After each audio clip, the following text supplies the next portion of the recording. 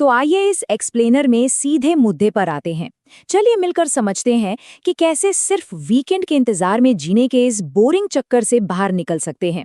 एक ऐसा करियर कैसे बनाया जाए जो सच में अंदर से खुशी दे और जिसका कोई मकसद हो। इस सफर में हम कुछ बहुत ही दिलचस्प बातों पर गौर करेंगे, जैसे कि क्यों ट्रेडिशनल करियर एडवाइस अक्सर फेल हो जाती है, इकिगाई का शानदार फ्रेमवर्क आखिर क्या है, और सबसे जरूरी बात, एक जबरदस्त लाइफ पर्पस कैसे डिजाइन किया जाए। तो शुरुआत करते हैं उस चीज से जिसे सेफ रूट ट्रैप कह सकते हैं।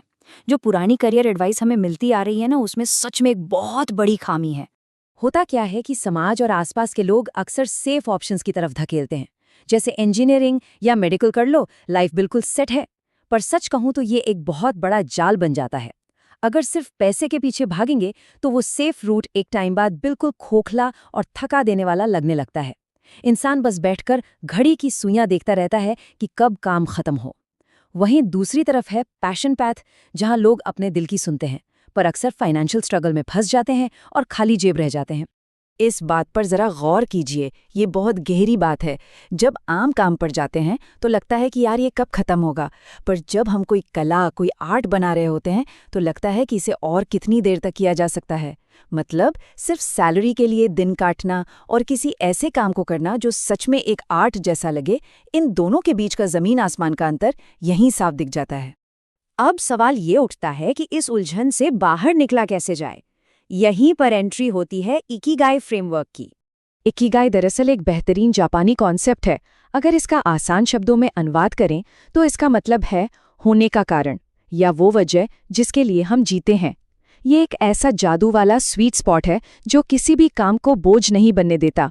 इसको पाने के बाद मंडे सुबह उठने का वो पुराना डर और आलस बिल्कुल गायब हो जाता है। इस जबरदस्त फ्रेमवर्क के 4 मेन पिलर्स हैं, ध्यान दीजिएगा। पहला, वो काम जिसे करने में मजा आए। दूसरा, जिसमें हमारे पास गजब की स्किल्स हों। तीसरा, जिसके लिए मार्केट से अच्छा पैसा मिल सके।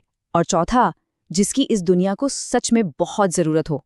असली खुशी और सैटिस्फैक्शन सिर्फ तभी मिलती है जब ये चारों सर्कल्स आपस में बिल्कुल परफेक्टली ओवरलैप करते हैं। बस तभी अलग अलग इंटरेस्ट्स मिलकर एक लाजवाब करियर बन जाते हैं। लेकिन रुकिए, फ्रेमवर्क समझना एक बात है, पर जरा सोचिए, क्या होगा अगर इनमें से कोई एक पिलर ही गायब हो जाए। अगर इन 4 में से सिर्फ 2 या 3 पिलर्स को ही टच कर पा रहे हैं तो पूरा बैलेंस बिगड़ जाता है। देखिए, अगर स्किल है और पैसा भी अच्छा मिल रहा है पर काम में कोई इंटरेस्ट नहीं है, तो वो सिर्फ एक जॉब बनकर रह जाएगी, जहां बस किसी तरह दिन खत्म होने का वेट किया जाता है। वहीं दूसरी तरफ अगर काम से प्यार है और दुनिया को उसकी जरूरत भी है, पर उसमें पैसा एकदम नहीं है, तो वो एक नेक काम जरूर है, पर लंबे समय तक चलने वाला नहीं है, बस एक मिशन रह जाएगा। एक फुलफिलिंग लाइफ के लिए चारों एलिमेंट्स का होना एकदम जरूरी है। अब आते हैं उस सबसे जरूरी हिस्से पर जिसे लोग अक्सर बिल्कुल भूल ही जाते, एक मिसिंग पिलर। करियर चुनते वक्त एक बहुत बड़ा सवाल है जिसे लगभग हमेशा इग्नोर कर दिया जाता है, और वो सवाल है कि इस दुनिया को आखिर सच में किस चीज की जरूरत है। लोग इस बारे में सोच लेते हैं कि उन्हें क्या पसंद है या पैसा कहाँ है, लेकिन दुनिया की जरूरत को भूल जाते हैं। और सच मानिए, यही वो वजह है जिससे अंदर एक बहुत बड़ा खालीपन रह जाता है। आज की मॉडर्न दुनिया को देखिए, यहाँ क्लाइमेट चेंज के सॉल्यूशंस चाहिए, सस्टेनेबल लिविंग और कॉन्शियस कैपिटलिज्म की डिमांड है। आजकल लोग सिर्फ फिजिकल सामान नहीं खरीदना चाहते, उन्हें बेहतरीन एक्सपीरियंसेस और सच्ची ह्यूमन कनेक्शंस की तलाश है। चीजें अब क्लाउड पर शिफ्ट हो रही हैं। तो अगर इन बड़े कल्चरल बदलावों को समझ लिया जाए तो क्रिएटिव लोग अपनी यूनिक स्किल्स को दुनिया की रियल जरूरतों के साथ बड़ी आसानी से जोड़ सकते हैं। थियोरी तो हमने काफी समझ ली, पर अब सवाल आता है एक्शन का। चलिए देखते हैं कि एक्चुअली में इस इकिगाई ब्लूप्रिंट को रियलिटी में डिजाइन कैसे किया जाए। इसे रियलिटी में लाने का सबसे पहला स्टेप है एक टाइम ट्रैवल एक्सरसाइज। हाँ बिल्कुल, हमें थोड़ा पीछे जाना होगा, उस वक्त में जब उम्र 7 से 14 साल के बीच थी। किसी पुरानी सड़क का नाम याद कीजिए या मम्मी पापा की पुरानी कार, और सोचिए, जब पैसे कमाने का प्रेशर नहीं था, अडल्ट बनने की कोई टेंशन नहीं थी, तब किस चीज के पीछे पागल थे, कौन सा हॉबी या शौक था। उन प्योर पैशंस को वापस ढूंढ निकालना ही इस पूरे प्रोसेस का फाउंडेशन है। इसके बाद बारी आती है एक 4 कॉलम ब्रेनस्टॉर्म प्रोसेस की। ये बड़ा सिंपल पर असरदार है। पहले कॉलम में बचपन के उन शौक की लिस्ट बनाइए जिनसे अनकंडीशनल प्यार था। दूसरे में अपने अच्छी तरह से ट्रेंड स्किल्स लिखिए। तीसरे में आज के कल्चरल शिफ्ट्स और मौकों को लिखिए। और आखिरी चौथे कॉलम में उन ग्लोबल प्रॉब्लम्स को लिखिए जिन्हें सॉल्व करने की सच में ज़रूरत है। उसके बाद बस इन चारों कॉलम्स के बीच एक ब्रिज बनाइए और उन्हें आपस में जोड़िए, जिससे एक बिल्कुल नई यूनिक नीश तैयार हो सके। इसे एक रियल केस स्टडी से समझते हैं।